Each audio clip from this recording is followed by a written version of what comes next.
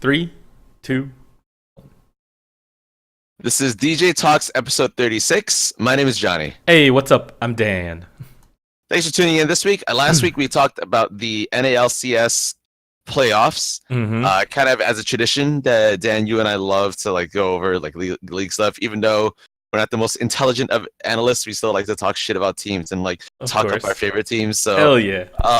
This week we're gonna go a little bit over what some of the results were of the playoffs that just finished. We are recording this on Sunday night, March 25th.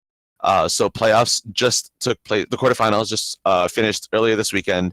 The results are very interesting, so we're going to talk a little bit about that. We're going to go over some major gaming news. I have a really big Pokemon Go story again, and then we're going to go into our major topic later, which is on mobile gaming. So any of these topics that you want to jump to, links and the timestamps for those will be in the description.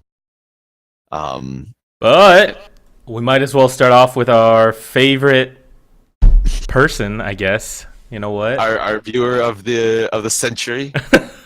Our viewer of the century. Sorry, we're gonna have to shit talk you a little bit this week, Kevin. Not shit talk, maybe trash talk a little bit here. But from what you said last week, obviously you always love DJ Talks, and your predictions for NALCS was Team Liquid 3, C9 1. So you predicted that one actually correctly. You predicted Team Liquid to beat Cloud9.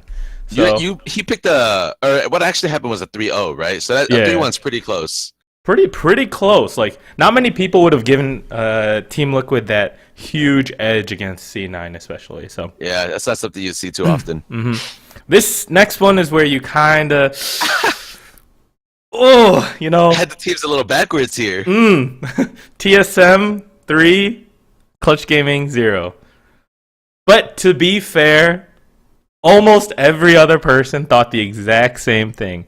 TSM was going to 3-0 Clutch Gaming. Even the analysts on LCS, even Reddit analysts, you know, slept on. There's this nice quality meme. I think I saw something on Twitter that said something about sleep. Oh, man. I'm going to link it below because it was some juicy stuff. But yeah, a lot of people slept on Clutch Gaming this entire year continuously, and they're doing great. They are really doing great. So quarterfinals. Then you said 100 Thieves. So I guess the final prediction you made was TSM was going to win the whole thing. So, ooh, I'm sorry. I'm sorry. But it's cool, man. It's cool. People predicted the same thing you did. Thank you for actually commenting, but a little bit of fun banter here there. I think the only analyst on the dive that said that Clutch might get a game was Kobe. Everyone else thought that TSM was going to 3-0 Clutch. And truthfully, I think that their predictions were justified given the upward trajectory of TSM. They were looking really good towards the end of the season. They went 4-0 their last weekend. They just looked like a much cleaner team in the actual in game. But I mean, I didn't get to watch today's games. I was out, but just hearing what happened and reading some of the tweets that came from pro players and other analysts, it just seemed like Clutch were on fire, and Hakuho apparently was a god. Yep. Apparently he had landed all the hooks. Giving him Thresh was a mistake. Yeah, this seems like a huge problem with this. Actually, you know what? I'm gonna leave it for our NALCS talk too, a little bit later on. But yeah, thank you once again, Kevin, for your comments. Maybe next time you'll predict correctly. Yeah, we'll give you a chance to predict the semifinals. Go ahead and leave a comment below. And anyone else that's watching, if you have any opinions on NALCS, if you have any thoughts on what we're gonna do, what's gonna happen moving forward, let us know below in the comments below. There we go. But moving on, a little bit about ourselves now, right? A little bit about ourselves. Johnny, how was your week? All right, so two major things I want to talk about. The first one is that I'm currently reading a book called The Girl with Seven Names. This book was recommended to me by a friend. She hosts this book club every month, and I thought it'd be really cool since I recently started picking up reading Hmm. to participate in a book club. And at first, I wasn't really like drawn to the idea of a book club about a girl that like I don't know the book just didn't really appeal to me. Um, but it's about a North Korean survivor and escapee and her story, what it was like growing up, and some of the things that she saw. It's actually fucking intense how mind blowing the content is in her stories. It's really gruesome, and I think that if everything she says, it's factually accurate, um, things are pretty bad in North Korea. And I think I want to say that like growing up in like grade school and high school, I know that idea of communism has been brought up a lot as like something that we're taught is really bad, especially because we live in a Hmm. democracy. Right. And like in my mind, I always thought like a communist society, just idealistically, sounds really good. The idea where like everyone lives equally and everyone gets everything that they need and they can be happy. It sounds great. And truthfully, I never put too much thought into why like it wouldn't work. Like I just kind of accepted it as fact that like being in a capitalist democracy just feels a lot better, Hmm. and you're not being told how to live your life by the government. Just like generally speaking, like that's something like I kind of accepted but never really thought too much on. This book has like totally changed my perspective as to why communism just will never work. And it's really dark, but it's a really good book. I think the only thing that I have about the book is that, or the only criticism rather, is just the fact that the author obviously isn't native to English. Uh, So the sentence structures are really, really, really good grammatically. But because I'm used to reading more like narrative styled fictitious stories that are a little more colorful in the way they describe things and um, not so dry, mhm. it is a slower read for me. Mhm. That might just be like me reading nonfiction, but it's also the fact that like it's just so much new content for me that like visualizing everything is difficult for me. So it's fun. I really Mhm. enjoy reading it. It's a really good book. I would definitely recommend it, even though I'm only like 60 pages in. My biggest concern is that I really want to get through the book in order to like participate in the discussion to the fullest possible extent when it comes down to the book club, which is a week from now. um, Mhm. it's like a 300-page book, but that's Yeah. like first thing that I wanted to talk about, which is pretty cool. Um, So on that same note, yeah, I think I've had this discussion as well with someone else about communism. I think we had this discussion in school as well, where communism is an amazing thought, idea, but humans are imperfect, and that's the whole point behind like communism never being able to work is because humans are imperfect. So, mhm. if we were perfect people and everything was structured absolutely perfectly and nobody would ever deviate from exactly what they're going to be doing, communism probably could work. But I don't think there will ever be a world where that could work. So, people are idealistic, but yeah, that's just it. Just won't work. Yeah. I mean, like Dan, you hit it right on the head where you talk about just the fact that people are imperfect. A really big theme that is talked about in the book is bribery and how people just do things behind the Mhm. government's back because like they get paid out, they'll just let it happen. Um, and how like there is a severe discrepancy between some citizens over others, even though the government's supposed to provide for everybody. Like the main character has a pretty wealthy background, but then she visits one of her classmates and see that she lives in poverty near sewage, and how it's like smells really bad. It's really unhealthy. So she like at a really young age realizes, this is so weird. But what isn't the government supposed to be taking care of everybody? So that was something that like hit her when she was really young, and I think that like what you said, Dan, is like definitely exemplifies that. Where it's because humans are imperfect. It just doesn't put us in a position where it'll ever work out. Mhm. Yeah. Um, Right. the second highlight that I guess I wanted to talk about really quickly was that today was Community Day in Pokemon Go. For those of you guys that don't know, it's a 3 hour window where just a shit ton of one Pokemon will spawn, and it's encouraged by Niantic, the developer, to go to like one of your local community events. in order to just participate. So at the Lincoln Park Zoo in Chicago, which is one of the free zoos in the United States that you can, just walk in and walk out of, there were thousands of Pokemon Go players, including myself and some of my friends, who went and just kept catching Bulbasaurs all day. Just tons of Bulbasaurs. Like, there's shiny Bulbasaurs. They're like the ones are high stats and low stats and stuff. It was like a lot of fun. But it was just crazy seeing like thousands of people just going to the zoo just to play Pokemon, and like it was very clear who the zoo goers were and all the Pokemon players were. Like it was a pretty fun experience. I was just out there like, for all 3 hours, just catching, going at it.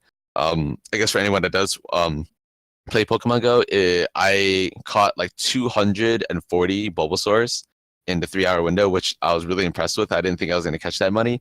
I got 6 shiny Bulbasaurs. I evolved 2 of them. The best Bulbasaur that I caught and evolved was just 96, which was okay, 96%. But I mean, it was a lot of fun. I got to like meet a ton of cool people there. I got to like catch up with an old high school friend who I hadn't seen in years, but happened to be in town too. So it was a really good experience.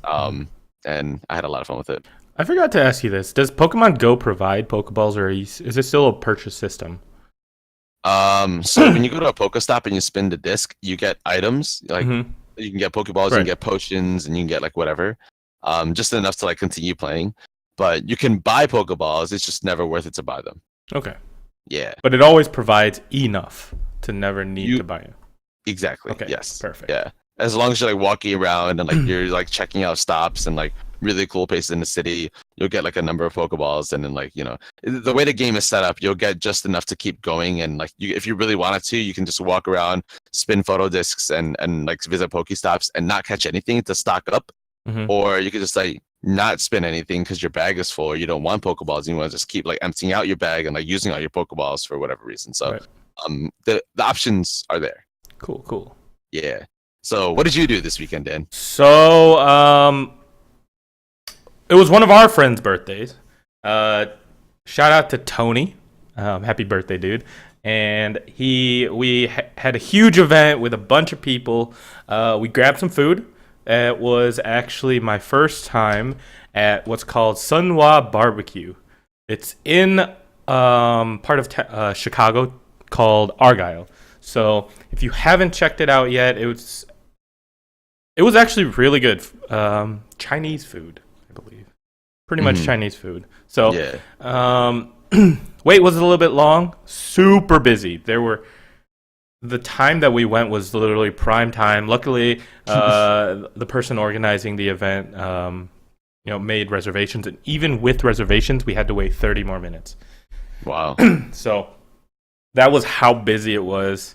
Their entire lobby was full. They could barely move back and forth between the kitchen because there were too many people standing in place. So, and a special thing that they did actually was, if you guys are friends with us and you have either Snapchat or Instagram, you get to see it on a bunch of people's Instagram. But they pulled out a gong for his birthday. So no fucking way. So it was a special thing that they do. Shit. They pulled out a gong and they actually played like a, I guess not a song, but it was like a minute long kind of gonging thing, and they did it with a beat.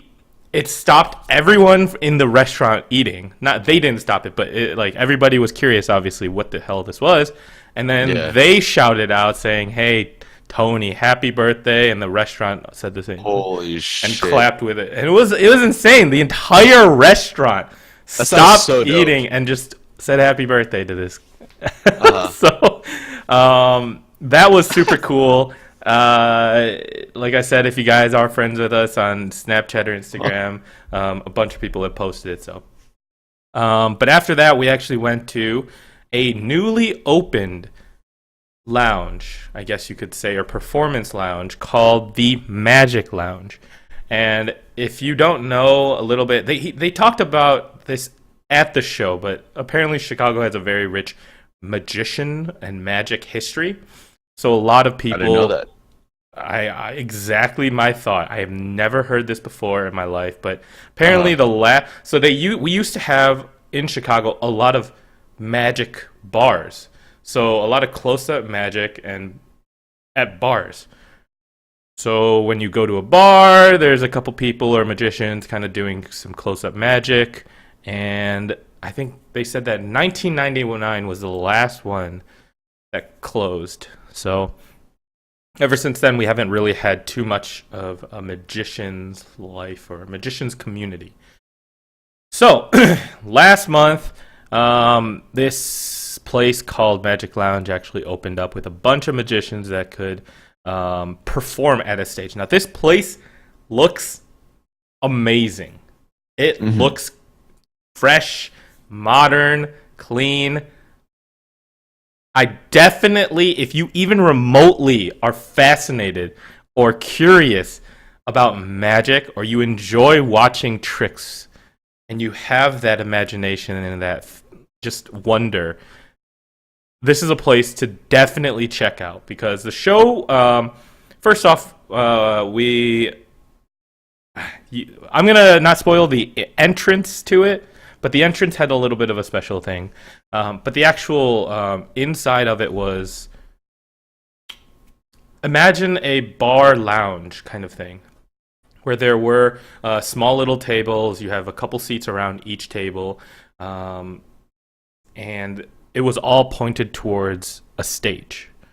It was like a theater plus a bar plus a lounge, all combined into one. And then the initial show that we had was from 10 to 11 was basically you buying drinks, drinking, chatting with your friends, and a bunch of close-up magicians walked around and just showed you some magic tricks. So They just walk up to you and just do shit. Yeah. So they were like employed by this place, right? So they walk around, they show you a couple tricks, they entertain you, and they were charismatic, they were funny, and they knew magic tricks. So it was super cool. I was amazed. I loved every single trick. I absolutely love magic. If you guys haven't seen, Penn and Teller has this show as well. I keep up with every so often. So I love magic. But yeah, when seeing that, it was super cool. It was very chill, very relaxing. You're having a drink, chatting with friends, and seeing some magic all at once, you know? Then from 11 to 12 was the actual magic show theater. So when you actually go, you sit down and you watch a couple of actual performances on stage. We actually had a mentalist perform as well as another magician as well. What's a mentalist? So what a mentalist does is they trick you into thinking they can read your mind. So obviously, at least what it's supposed to be is a trick, right? But it is very real to a lot of people. So some things that a mentalist may do is they guess your exact birthday, picked out of randomly the audience. So they read who you are, they read your mind, they know exactly who you are, what you do, you think of something. There has to be some trick behind it. There's no possible way there's mind reading. Oh! But so a couple of our friends actually got to go on stage. On stage to perform with the mentalist, where he read their minds, so he had them write down something. So I actually got to go on stage as well. Oh! Yeah, so he told me to write down where I want to go, the travel. Write down a city, and obviously... So you wrote down Tokyo? What? Everybody said the exact thing. They're like, I know exactly where you're going, and I'm like, well... he doesn't. He doesn't know. He has no clue. He doesn't know who we are. Another one of our friends had, what was your happiest moment this past year? That was our friend Venus, who got engaged. Then the next one, there was another one. Oh boy, I don't remember. Something else, but... really cool. He brought us on stage. We wrote it down on our tables and desks, and we wrote it down, put it into an envelope. And then he took the envelope, he handed it to an audience member just to hold on to. He brought us on stage, and he guessed what we were going to write, what we wrote, as well as some birthdays and our like zodiac signs and all this random crap. So super cool. Very fun show. I definitely recommend. I definitely recommend checking it out. 100% if you haven't, check it out. Go with a couple friends and enjoy the show. So after that, you can actually, after the show, there's a little bar, actual bar area. And in front of the bar area is a person who does magic. And there's a actual presentation on the bar. There is like this, almost like a poker-esque kind of table, and he does close-up magic and tricks and things like that. So it keeps you entertained while you drink and spend money. Overall, love the night. Magic Lounge, check it out. It was amazing. It was great. Sorry I took up so much time, but yes, it was amazing and great. That's dope. Did he end up guessing correctly that he wants to go to Tokyo? Yeah. That's insane. Yeah. Like, holy shit. I had absolutely no connection to this guy whatsoever. I have never seen him in my life. He didn't talk to me before the show. He didn't talk to me after the show. He didn't know me at all. That's literally crazy. Told me and picked me out of this random audience. He points at me. He says, "Hey, you want to be a part of the show? You write down a place where you want to travel." And I'm like, all right. I thought of 4 other cities. I thought of Vancouver. I thought of Toronto. Randomly, I thought of Mexico City for some reason. And I thought of Paris. And then I finally ended up going with Tokyo.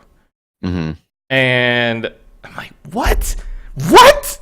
How did he guess it? Did you just randomly just pull it out of there? Or? No, I don't know. That's the trick. The mentalism. Oh, that's so upsetting. That's pretty cool. And he guessed everything right. He didn't make one mistake. So, and it has to be related to something targeted guessing versus your facial structure, your eyes. He has to be reading something because he asks you a couple questions while you're on stage. He's like, "Oh, where do you want?" He didn't ask me too many things, but he said, I don't know. He does this like performance-like thing where it's like, so when I ask you this question, you actually looked upwards. So I'm assuming it's not like Canada and Canada and Mexico. I'm like, what the hell are you talking about? He's like, so it's probably got to be like a Europe or Asia. So maybe my eyes like lit up on Asia for some reason. I don't know, but Asia's huge too. I could have literally said any city. My God, I don't know. It was pretty crazy. I loved it. That's fascinating. That's definitely something that I want to check out at some point. This sounds dope. All right. I'm good. All right.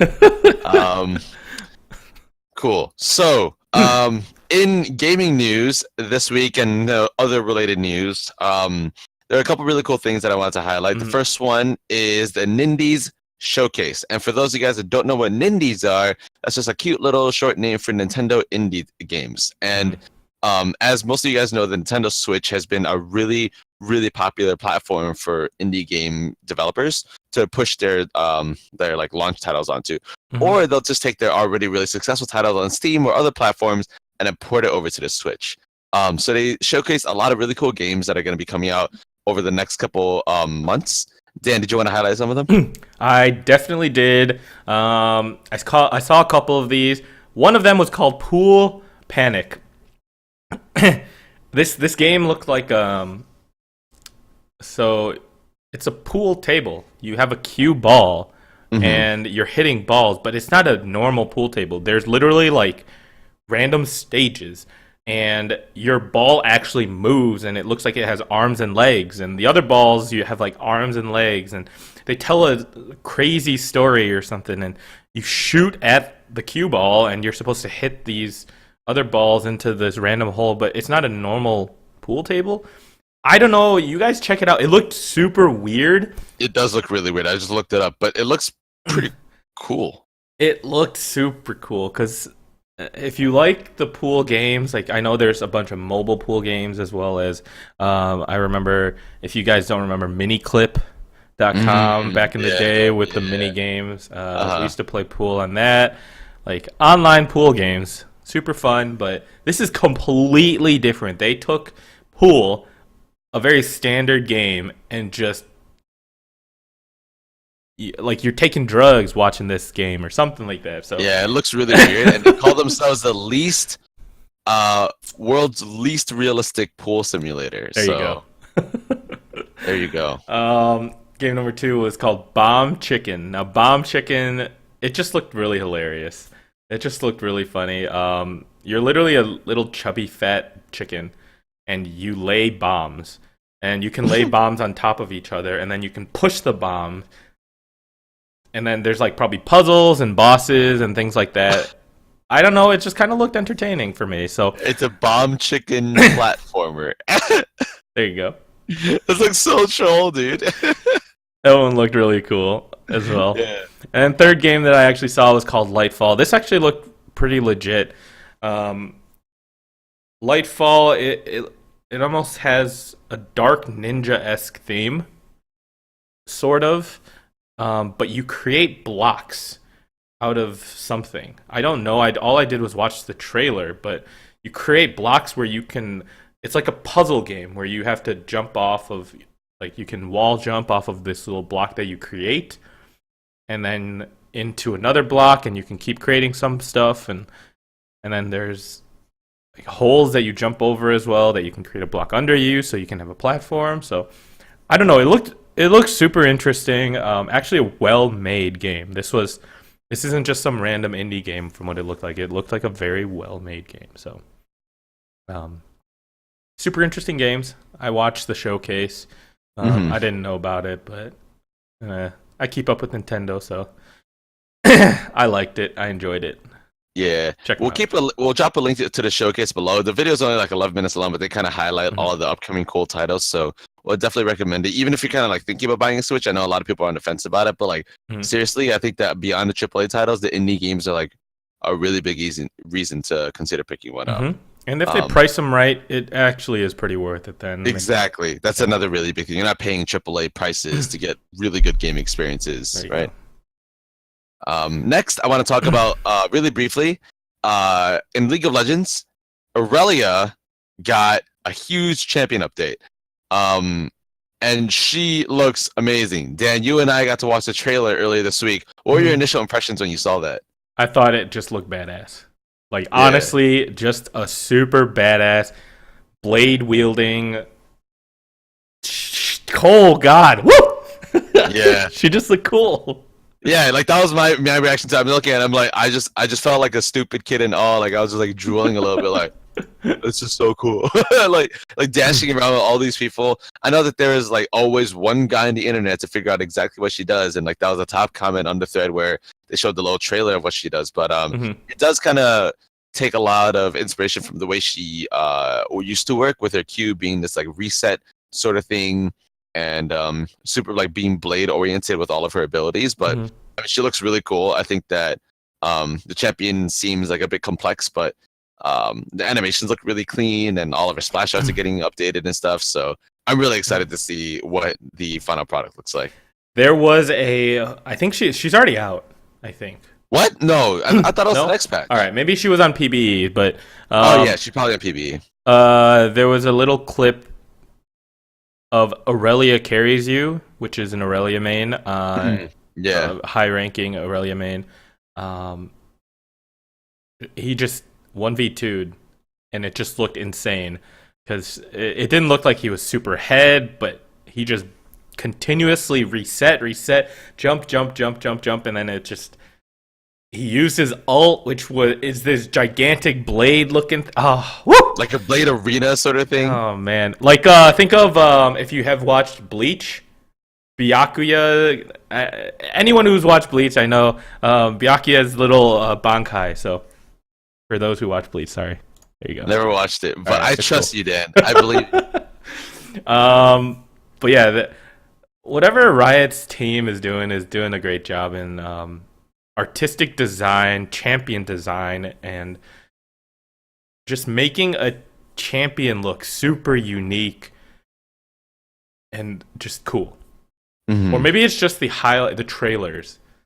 The production team, whoever's creating these trailers, are insane. Yeah, the trailers are like super well done. They're really clean. They're really short, but they give you a really good reason to get hyped, and that's exactly. awesome. Oh, man. Their video editing people, jeez. Yeah, really, really good stuff. Quality. So, props to you guys, right? It really looks dope. Next up, we wanted to talk about a little bit about NALCS. I know we highlighted it a bit earlier, but first, given the results of playoffs, CLG did not make it into playoffs at all, so they were eliminated from contention to making it to the finals. Cloud9 lost to Liquid 3-0, as Dan mentioned earlier, kind of teasing Kevin for having like a pretty accurate prediction. So Cloud9 will not be in the finals either. And last but not least, because Clutch Gaming beat TSM 3-0, 3-1. Oh, 3-1, I'm sorry, 3-1 in today's matches, or by the time this goes up, yesterday's matches, they aren't going to be in the finals either, which means that Cloud9, Clutch Gaming, and Team Solo Bit, none of those teams who have always made the finals, like some combination of the two, will be in this split's finals. And that's crazy. They're not. It's so weird, you know? In NALCS in history. Yes. Yeah, it's like, it's so strange thinking about like, these teams that were considered titans, and like sometimes they look like shit in the regular season, but will eventually pull it back up. Like, to me, this kind of says that these teams can't be complacent. Not that they were before, but they have to really pick it up if they want to like remain, if they want to sit on top the way they're known to be, like the powerhouses of NA who are always going to do well, the organizations that are always really successful because of the infrastructure and because they always have the best players. Like, now you have these teams that because they told Riot, here's a shit ton of money and here's a partnership that we're going to have with you, it seems like these other organizations are taking it very seriously to step their game up. And I mean, personally, like 100 Thieves is a team that I was really excited to see do well. Clutch Gaming, a team that like everyone doubted, is also doing really, really well. So Dan, what are your thoughts on like this like the fact that they're not being in the finals is making history? Not only are they not going to be in the finals and not going to win the championship, but TSM for the first time is not going to be in the finals. That's crazy. This is an entire dynasty that has fallen, and I love it. I absolutely love it. Not because TSM lost, but because of how good this could be for the LCS, right? Every single year, we always say, oh, well, it's going to be TSM and C9, or TSM and CLG, and TSM and this, and that, and this, and this. So it was never exciting. The playoffs were never exciting because we always thought, it's just like SKT being in the finals and SKT winning Worlds. It's like, who is going to be next? Oh, well, Korea. Oh, who's the best in Korea? Oh, well, SKT. Oh, well, we might as well just lay in the towel right here. I mean, we try and hype it up, but then it happens. And this has finally changed. This will bring different dynamics into the LCS, different levels of play, different excitement. It's not always TSM. Building fan bases for actually other teams. 100 Thieves has been doing great. If you guys have watched The Heist, which is their video series, they're doing great. If you ever watch Nade Shot, I love him. I've talked about this last week, but he brings so much excitement, energy, and passion towards not only running his team, and League of Legends. So he's doing a great job, and other teams are just really picking it up. I'm super excited for next year and next split, just because we can't assume anymore now. Yeah. It's always going to be TSM, CLG, C9, right? Just like every other analyst and caster and predicted, same thing. You do not doubt them until it happens. You never bet against them until it actually happens. Just like SKT, you never bet against them until they finally lose. So Yeah. super excited about this. NALCS is changing. And not only on top of that, there have been some beautiful quality levels of memeing on Reddit. Look at the post game Reddit comments. Oh, It is man. absolutely amazing. Double Lift didn't die once in the entire C9 That's CLG or fucking T9 insane. Team Liquid. Holy- And one of the comments was, "Oh my god, Double Lift didn't die," and then he ended this sentence with Jesus, like the exclaiming Jesus. Next comment is, "I believe even Jesus died once, man."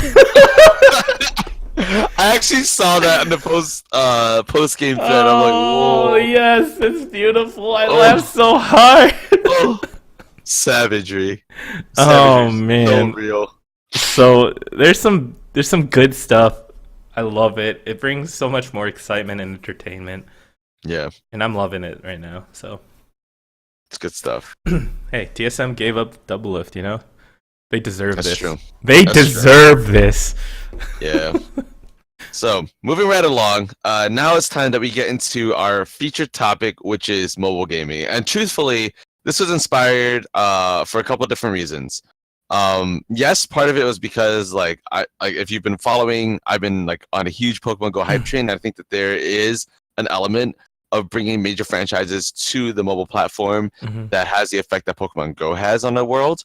But also when you see other major esports titles, or I mean, I guess it's kind of controversial to call them esports, but major gaming titles brought to phones that really play differently. So I'm talking specifically about Fortnite and PUBG. PUBG, Player Unknown Battlegrounds. These games were recently published on mobile platforms as free to play. PUBG was published earlier this week on March 19th, which is available both in the Google Play Store and the App Store. You literally download the game for free and you can just hop in and play a game. Fortnite was released 2 days before that, invite only on iOS, and it's announced to come to Android later. But right now you can only play it on an iPhone. It is currently the #1 downloaded game in the App Store, but there isn't any way for you to play the game unless you're invited through like some network or like through a friend. Mhm. But I wanted to talk less specifically about what the games are like on the phones, because like, well, I don't have an iPhone, so I can't really play Fortnite, nor have I played Fortnite before on a PC or on a console. But the fact that like we're seeing these games go to mobile, I think is very interesting to describe what we're seeing in terms of transformations in the gaming industry. So the first thing I wanted to talk about is why mobile and why are these games free? Because both of these games, I know Fortnite is free to play, but you have to pay for like other content to be added to the game, so like the full experience. And PUBG, that's $30 US that you have to pay for a copy of the game. Both of these games are just like totally free to play on their phones. And I wanted to know, Dan, what your thoughts are on why they'll decide to publish them on phones at all, and why are they doing it for free? Well, I have an idea of why they do it for free, and it's because of the perception of paying for an app. So, no matter what app you see, if you have to pay for it, even if it's $1, people feel instantly turned off and turned away because they have to pay. Any app that is money required to buy the app, it turns so many more people away. But the second you add in-game money and in-game content that you have to pay for, hundreds and hundreds of dollars are shelled out because you're already addicted to the game, right? And that's how the mobile app make money. They don't do it by how many purchases they have. They're doing it a lot. A lot of these games are doing it with microtransactions, with loot box type systems, and obviously advertisement, depending on how big of a game or how big of an app you get. So it's the perception of having to pay for an app.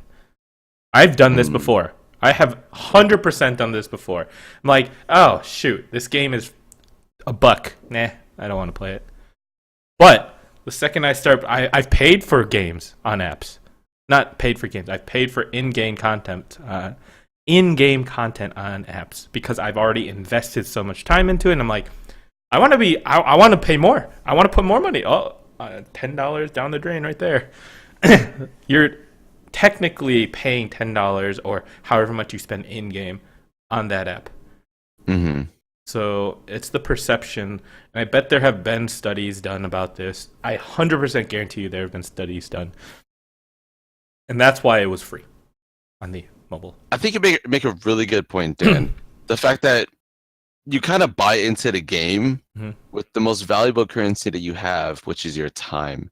And then when you realize that you have an opportunity to accelerate your growth or to make more progress or to feel better about or to get more in-game stuff that makes you feel good about the time investment that you put in by just making that really small $5-10 purchase like really easily. It's hard to stay away from that, right? And you made a really good point in that, like, if you play a game and you fall in love with it and then you put money into it, like, you know you're putting money into something that you like. Whereas like other entertainment industries, think about movies, for example, right?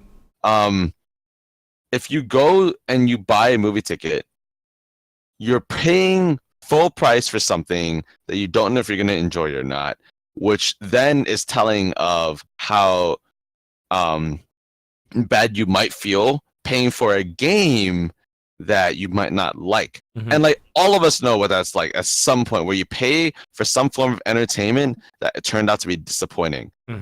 Maybe that's in the form of comedy clubs, maybe that's in the form of like a really bad movie that you saw in theaters, maybe that's in the form of like some video game that you thought was going to be really good, like Destiny 2. How many people bought Destiny 2 at full price and was so super disappointed by the results of it, right? But then with these phone games, you make a really good point. Like, for example, Pokemon Go. I've admittedly like put money into the game, but initially it's free to play. You can do everything that you need to do to enjoy the game without putting any money into it. But by putting money into it, you accelerate your growth by giving you items that you wouldn't be able to obtain otherwise, or it makes it easier for you to get the in-game currency that you would otherwise take a lot longer to earn. And I think that it's kind of like the reverse effect, where like when you know that the developers got you and you're hooked, you're going to continue putting money into it when more content is released. Which is kind of what you see in gacha games. And gacha is what the Japanese word is for those like machines where like you put like $1 or $2 in, you spin the thing, you get like some random like figure. I'm sure you know what I'm talking about. Definitely. There are games where, like, you know, I know like there's a Dragon Ball Z game for this, there's a Love Live rhythm game for this, the Fire Emblem mobile game for this. It's all the same thing, or the Fate game.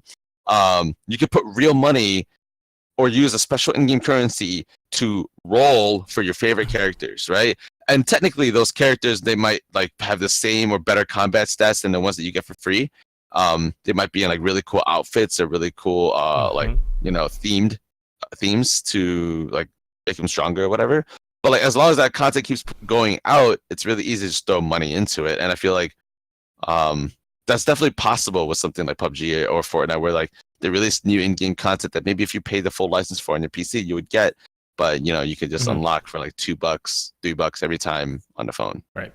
I have a really strong opinion on the Fortnite and PUBG on mobile because I sort of seen and tried it a little bit, and I've played a lot of these battle royales on the computer, and I don't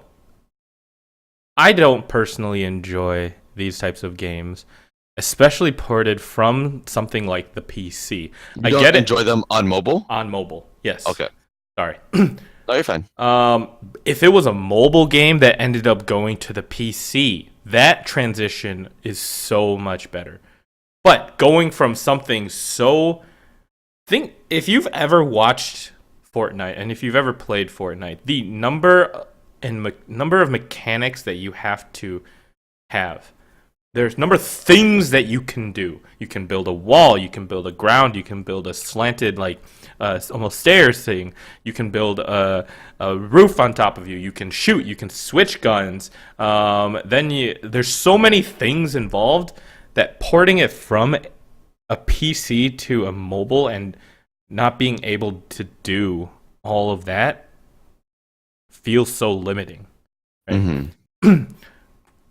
creating a completely separate type game based off of Fortnite may be something okay, but not almost transitioning Fortnite just from a PC to a mobile. It just doesn't feel the same. It doesn't have the same effect, in my opinion, at least. Going from big to small, at least. So, Yeah. I don't know if you've seen anything like that. Wait, what do you mean? Like, Seen seen anything go from a PC or a console to a mobile game. So a lot of people had a similar reaction that you did with the major Fire Emblem titles and Fire Emblem Heroes, the mobile game, where it was just like a very watered down version of what the main game was, but still had a lot of complex elements to keep it exciting. And I think that there's a lot of criticism from the community where like the original Fire Emblem games are just that much more exciting. There's a lot more strategy involved. There's a lot more fun, especially given the fact that like if one of your characters dies, you're never going to get them back because they actually died. Whereas like in Fire Emblem Heroes, like people are throwing hundreds and hundreds of dollars into the game to get their favorite heroes, which when they die in that map, but then you can use them again later, right? That was like a really big element that had to be included in the mobile game in order for it to succeed. And I think that your criticism, Dan, is on point. I think that when you're talking about these mobile battle royale games versus the PC battle royale games, like there's so much more going on the PC or console version than on these mobile games, where when you think about the original Fire Emblem games, it was all on a handheld device that was just a little more capable, more dedicated to gaming, as opposed to a single touchscreen without any buttons or joysticks, right? So while the transition from like a DS or a Game Boy to a phone is a little different than PC to phone, it's less extreme. I think that you're right. If this was like, expanded upon and made seem like grander with PC by bringing the game to PC, that'd be really cool. But because it was done the other way, it almost seems like, why are they watering down like a really good experience to have on the phone? Which kind of raises the next question then. Do you think that, what kind of effect do you think seeing more games like this on mobile devices will have on platforms like the Switch? I guess the PSP is kind of dead, but then like the 3DS. And the reason why I asked that is because the Switch prides itself in being able to offer you a AAA, a full console gaming experience on your TV or on the go. And what's really unique, Dan, is that PUBG and Fortnite are doing the exact same thing now, where you can play the game, the full console game. Like both these games I know are available on console. I know that PUBG is available on the Xbox, as well as the PC. Fortnite is PC, Mac, Xbox, and PS4. They both have that like full gaming PC/console experience that you can also take to mobile. I guess it's not necessarily on the same device as a Switch, taking it off the dock and bringing it with you, but then you have it on your phone. So I'm wondering what your thoughts are on the effect of like, something like the Switch. So a lot of I feel like nowadays a lot of teenagers or the younger audience definitely has more interest in mobile gaming than, and even I think the older audience also has those things like Candy Crush and stuff like that. They don't play like consoles as much. At least that's what in my mind it is, but I don't personally think they will have an effect on any type of something like the Switch or the 3DS, because the Switch and the 3DS, at least as of now, unless mobile really starts expanding and like brings out accessories for the mobile where you can actually have a gaming style thing attached to your phone and you can actually have like a joystick and a couple buttons. Until that happens fully and it's super integrated and we have internet access or access of some kind that can connect us to everybody that is at a speed that allows it, I think the Switch and the 3DS are perfectly fine. And because they bring so much more content to and the ability to play so much more onto a handheld. I think that's a really good point. Motorola is actually like really big on pushing their I forgot what they're called, but the idea is that you could take your phone and attach these like add-ons to them So like you could turn it into like a real digital camera with like these really cool like lens add-ons, or like you could snap it onto this thing and like it has like a Switch like setup so you could play games on it, like with a full gaming experience, or like you Hmm. prop it into something and it becomes a projector or whatever.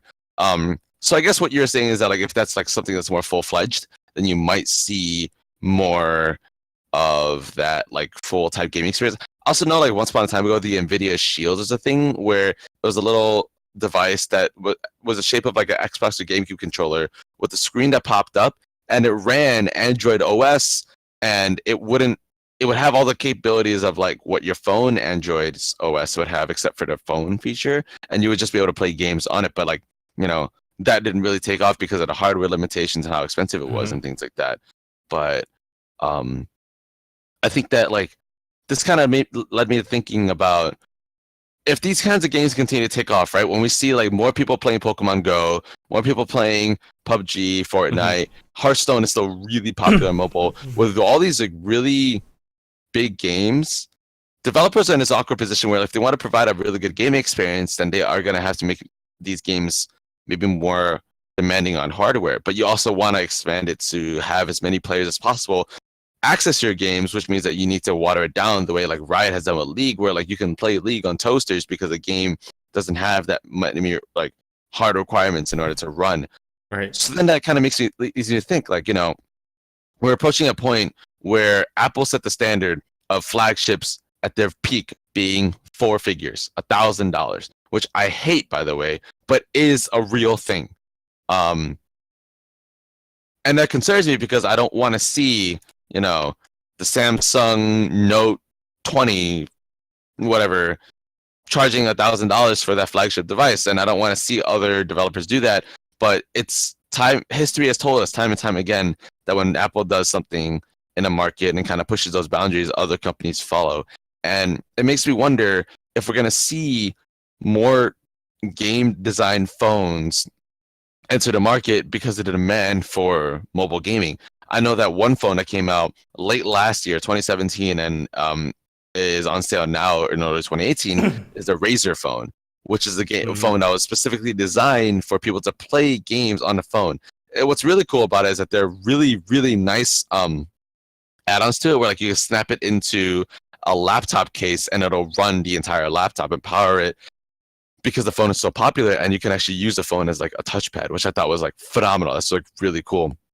But are we going to continue seeing, you know, the development of phones that are going to be good for gaming on the go? Are we going to see things that are going to be more graphically capable of running these like really intense games that we might see in PUBG or Fortnite? I think that's something that's really interesting to think about, Hmm. but I want to know your thoughts, Dan. I think we're gonna get to that point where we will, but it's not going to be popular enough, I think. Unless we start really advancing technology to the point where we can have a full graphics card at a micro SD level size, That's insane. right? Until Yeah. we can do that, I don't think we're able to create a full gaming experience on the mobile phone. You will Hmm. definitely have a watered down version, and at that point, once the phone actually advances to the point where you can, everything else is going to be twice as or just as far, right? So gaming, PC gaming is trying to advance into this VR world, right? Or not, I guess not PC specifically, or console PC. All of these actual gaming system sets are trying to advance into this virtual VR world, um, and the phone doesn't have that capability specifically. And I think there are equal amounts of advancements to each type of device. So you have your Hmm. PC that's going to advance to a point where you can play insane games, but then the mobile phone will continue to advance to play probably what we used to have been playing on our PC games. In terms of power, you're In talking terms about, of right? And power capabilities. capabilities, yes. So yes, I do think mobile games and handheld games in general will advance to the point where yeah, we can play it on a mobile phone. Hmm. I just don't think we're close enough yet. And I think if we do make those changes, it's not going to affect other gaming systems if they continuously advance as well with the mobile phones. I just don't think there's a big enough audience and target of having a full-fledged, full-sized like phone, mobile phone that can allow you to fully play a video game. I just don't think there's that audience level enough to the point where it justifies that type of advancement, I think. Yeah. It's really curious. But that's super interesting. I definitely think that's an interesting idea for somebody to try and push, but I just don't think there's enough. We just don't have a powerful enough hardware yet that we can. That's affordable, right? That's affordable. Maybe we can do it for like a couple $1,000s, but nobody then would. Then that's a marketing issue where we can't market a couple $1,000 phone and actually make it worth it. Yeah. To buy. So until that point, I think we're perfectly fine with our 3DSs and our Switch. Yeah. No, I completely agree.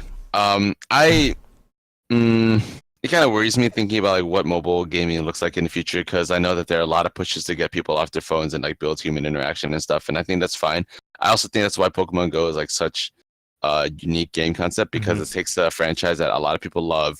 It gets people to go outside, and you get to meet a lot of really cool people. You get to have a lot of human interaction while like still enjoying yourself and feeling like you're making progress in a game that's just like really exciting. So, I don't want to talk too much about Pokemon Go, as I've talked about it plenty on the show, but I think that like it truly is one of the better, if not the best, mobile game that I've ever played, and I think that a lot of people can say it, just like given the fact that like, you know, I saw so many people today that like really enjoy themselves. I think that when you are playing a game like PUBG or Fortnite, if you're not sitting across from the people that you're playing with, it might not give you the same level of interaction, or you might not be able to build the same rapport you might be able to build with someone else in real life who you go raiding with, you go catching Pokemon with. So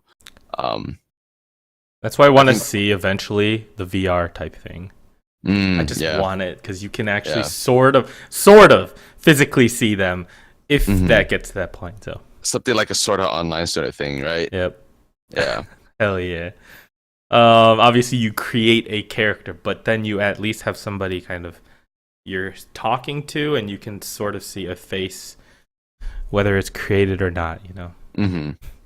I do hope that I live to see the day where that kind of experience happens, even though the implications of those technologies are truthfully a little scary, right? Oh, well, for sure. With the amount of technology that, oh man, hacking and everything, it's going to be insane. Yeah, so it is kind of frightening. But on that note, I do want to close it out. I think that that was plenty from us. I do want to hear your opinions, though, if you guys have any thoughts on what the future of mobile gaming might look like. If you guys think that these are going to have effects on mobile platforms like the Switch, which is like considered the up and coming and the best console in our current generation. I also want to know what you guys' thoughts are on like the future of gaming in general. As always, leave comments down below if you're watching on YouTube or if you're listening to us anywhere else. Feel free to send us an email. Dan, do you have any closing thoughts? No, just leave a comment.